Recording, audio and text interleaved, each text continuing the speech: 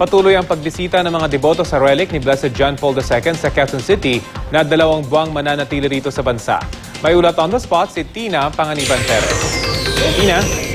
Yes, Rafi, tuloy na ang pagdating ng mga tao sa Veritas Tower para makita ang relics ni Blessed John Paul II. Sa ngayon, may misang ginagawa dito. Bahagi ito ng Totus Tuus Tour na paghahanda sa canonization ni Blessed John Paul II ngayong buwan. Ayon kay Brother Dave de la Cruz, chairperson ng Office for the Cause for Canonization of Blessed Ivan Mers sa Pilipinas, na siyang organizer ng event, 2 buwang iikot ang relics sa bansa. May first-class relics dito o galing mismo sa katawan ni Blessed John Paul II na mga buhok at dugo niya. May second-class relics din o mga bagay na ginamit niya gaya ng kanyang skull cap, missal, kasok at rosary.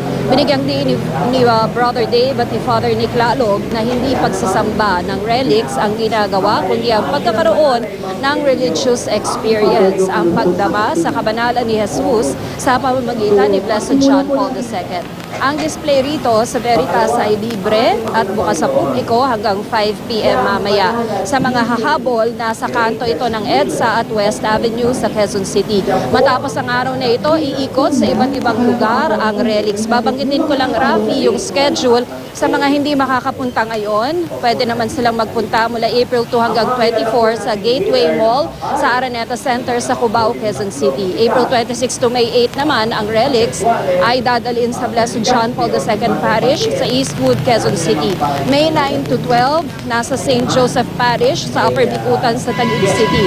Pupunta naman ang relics sa Holy Cross Parish sa Lemery, Batangas sa May 13 hanggang 16. Marami pang ibang schedule, kaya maaari pang maghanda ang ating mga kababayan na gustong makita ang relics ni Blessed John Paul II.